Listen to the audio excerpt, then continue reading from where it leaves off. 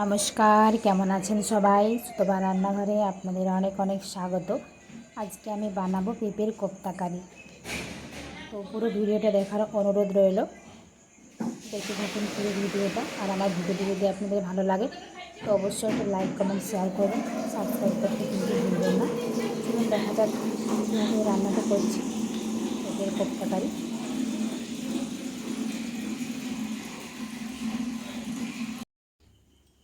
পেঁপের কোপ্তা কারি বানানোর জন্য পেঁপেটাকে আমি গ্রেট করে নিয়েছি। এখানে লাগবে পরিমাণ মতো সর্ষের তেল, নুন, হলুদ, ধনে গুঁড়ো, জিরে গুঁড়ো, গোটা গরম মশলা, কাশ্মীরি রেড চিলি কালারের জন্য, টমেটো পেস্ট, বেসন,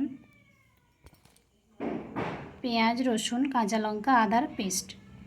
এগুলো লাগবে পেঁপের কোপ্তা কারি বানানোর জন্য। তো এরপর পরিমাণ মতো নুন, পরিমাণ মতো হলুদ,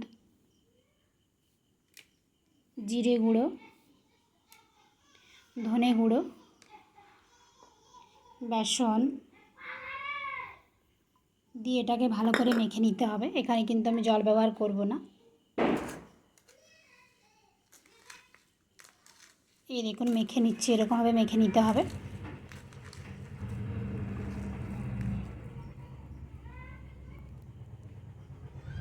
এই দেখুন মাখানো হয়ে গেছে। তো 5 মিনিটের মতো ঢাকা দিয়ে রেখে দেব। 5 মিনিট হয়ে গেছে। তো এগুলোকে এবার বানিয়ে নিতে হবে। এই দেখুন গোল গোল করে বানিয়ে নিচ্ছি, আপনারা এরকমভাবে বানিয়ে নেবেন।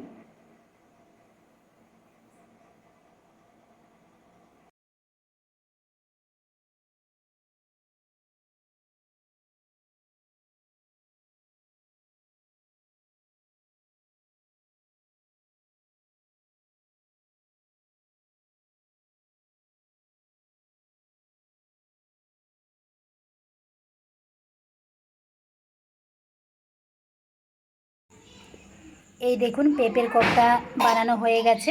এরকমভাবে আমি বানিয়ে নিয়েছি। চলুন এরপর এগুলোকে লাল লাল করে ভেজে নিতে হবে। চলুন এরপর ভাজা যাক এগুলো। এই দেখুন তেল গরম হয়ে এসছে। তো এরপর পেঁপের কোপ্তাগুলো দিয়ে দিতে হবে। কোপ্তাগুলো ভাজার সময় কিন্তু গ্যাস একদম মিডিয়াম থেকে লোয়ের মধ্যে রাখতে হবে, হাই কিন্তু করা যাবে না, তাহলে কিন্তু কোপ্তাগুলো ভালো করে ভাজা যাবে না, কাঁচা থেকে যাবে।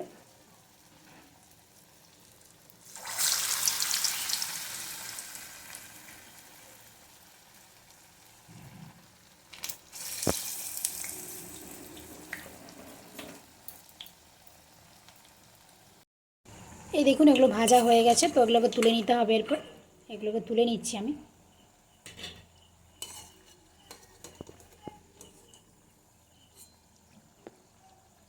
এমনি লাল লাল করে সবগুলোকে ভেজে নেব।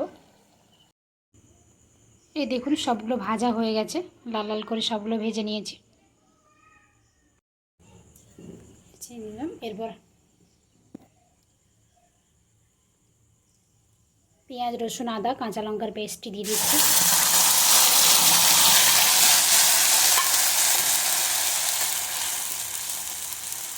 মশলাটাকে ভাজা ভাজা হয়ে যাবে, তারপর আমি টমেটো পেস্টটি দেবো এর মধ্যে। পরিমাণ মতো নুন, পরিমাণ মতো হলুদ দিয়ে দিয়েছি। ভালো করে মশলাটাকে কষিয়ে নিতে হবে, লাল লাল করে ভেজে নিচ্ছি এটাকে। তারপর আমি টমেটো পেস্টটি দেব। এরপর টমেটো পেস্টটি এর মধ্যে দিয়ে দেবো। তো এর মধ্যে 1 চামচ জিরে গুঁড়ো, 1/2 চামচ ধনের গুঁড়ো, কাশ্মীরি রেড চিলি 1/2 চামচ, আর হলুদ 1/2 চামচের মতো দিয়েছি। এটাকে আবারও ভালো করে কষাতে হবে। এই দেখুন মশলাটা লাল লাল করে ভাজা হয়ে গেছে। তো এরপর পরিমাণ মতো জল দিয়ে দিচ্ছি। 1 বাটি মতো জল দিয়েছি প্রথমে। তো আর একটু ফুটে যাওয়ার পর অল্প পরিমাণ জল দিয়েছিলাম। তো পরিমাণ মতো আপনারা যেরকম ঝোল খাবেন সেরকম জল দেবেন। তো এরপর ভেজে রাখা কোপ্তাগুলো দিয়ে দিচ্ছি। এই দেখুন পেঁপের কোপ্তা কারি রেডি হয়ে গেছে। তো এরপর আমি 1/2 চামচের মতো ঘি দিয়ে দেবো এর মধ্যে।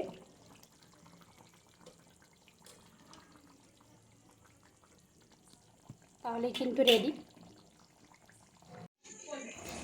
এই দেখুন পেঁপের কোপ্তা কারি কিন্তু রেডি হয়ে গেছে।